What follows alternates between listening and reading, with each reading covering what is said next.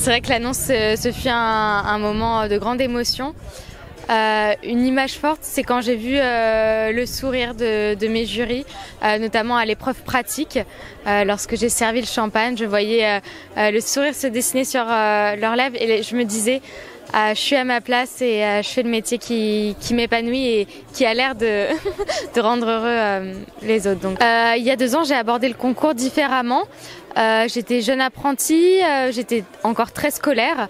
Je visais vraiment une grande performance, mais en même temps, je me trouvais pas forcément légitime de l'avoir. Donc c'était beaucoup de stress et j'ai l'impression d'avoir subi cette finale. J'ai fait les ateliers, mais sans réellement éprouver du plaisir. Je voulais un petit peu scorer sur les ateliers. Et les événements de vie font que on devient un peu plus mature. Et à ce jour, donc 2 ans plus tard, mon but premier était de me faire plaisir et de me donner à 100% pour ne rien regretter, quelle que soit l'issue du résultat. Je voulais ne pas repartir avec des regrets et donc que c'est été gratifiant, tant mieux. En juin 2021, j'ai un petit peu profité. J'étais encore apprentie, on a fait des voyages de vignoble. Ensuite, j'ai pris le poste d'apprenti à l'hôtel de Crillon. Donc j'ai plutôt pris une certaine aisance à l'hôtel sans forcément me focaliser sur le concours. Et c'est une fois que j'ai revu Xavier se réentraîner pour notamment le meilleur sommelier de France et le meilleur ouvrier de France, je me suis dit allez, on se remet dedans. On va chercher à être plus précise dans ses propos, on va chercher la précision, donc être davantage assidu en termes de connaissances. Donc se replonger dans ses livres de révision, les peaufiner, et c'est là que ça a commencé. Mais voilà, c'est une préparation à long terme pour y arriver. La première belle rencontre que j'ai faite, c'est Olivier Chéreau, mon formateur au CFA de Groisy. Ça a été la première personne à croire en moi, en mes compétences. Et il m'a tout de suite cerné, il a su justement s'adapter à mon caractère et donc a été bienveillant et m'a mené jusqu'au concours Gassier et Sud-Ouest. Et par la suite, il a su m'orienter vers Thomas Vivant, donc mon professeur à Chamalia. Donc c'est les 2 belles personnes en termes de professeurs que j'ai pu rencontrer, qui m'ont soutenue, qui ont toujours été là. Et on fait de moi la personne que je suis aujourd'hui. C'est vrai que 10 ans en arrière, je pense que je me projetais plutôt un avenir de chef pâtissière, pourquoi pas dans un palace parisien. Et puis les rencontres ont fait que la passion du vin m'a attaquée. Et donc je me suis vite reconvertie et le contact client est très important pour moi. Et donc je ne regrette pas cette bifurcation de carrière.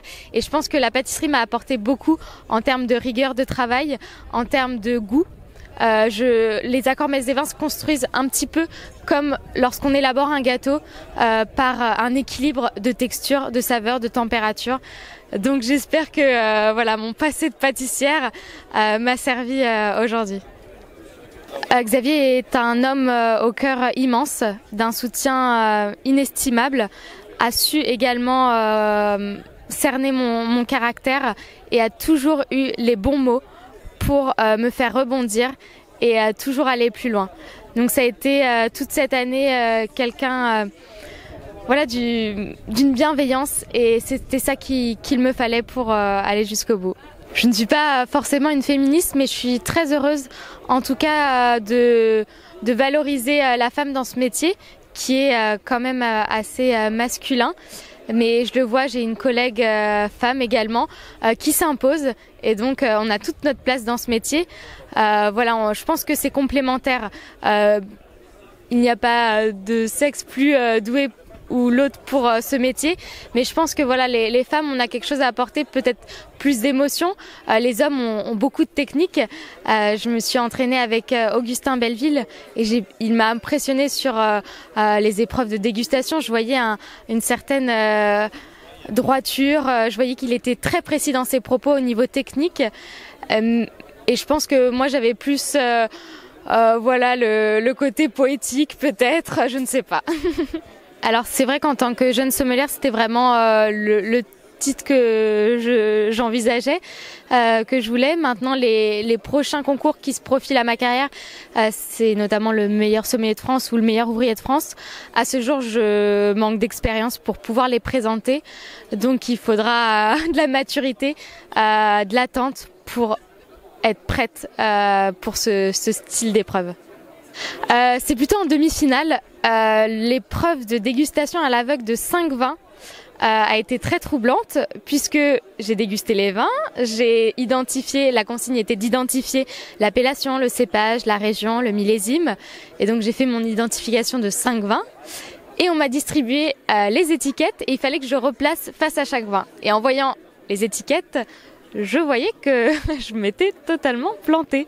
Donc il fallait quand même les replacer et avec la dégustation, je les ai replacés vite, mais en sortant de l'atelier, je me suis dit bon, là, c'était pas bon, on va essayer de se remotiver et de performer ailleurs. Et où je me suis sentie à l'aise, c'était l'épreuve pratique, l'épreuve de service du vin blanc à une table, un vin blanc qui manquait l'étiquette. La table était peuplée de grands noms de la sommellerie et je me suis sentie dans mon élément. Je voyais encore une fois le sourire se dessiner sur les visages. J'ai été plutôt réactive, j'ai terminé l'exercice dans les temps et là je me suis dit bon, celui-là, je pense que ça va.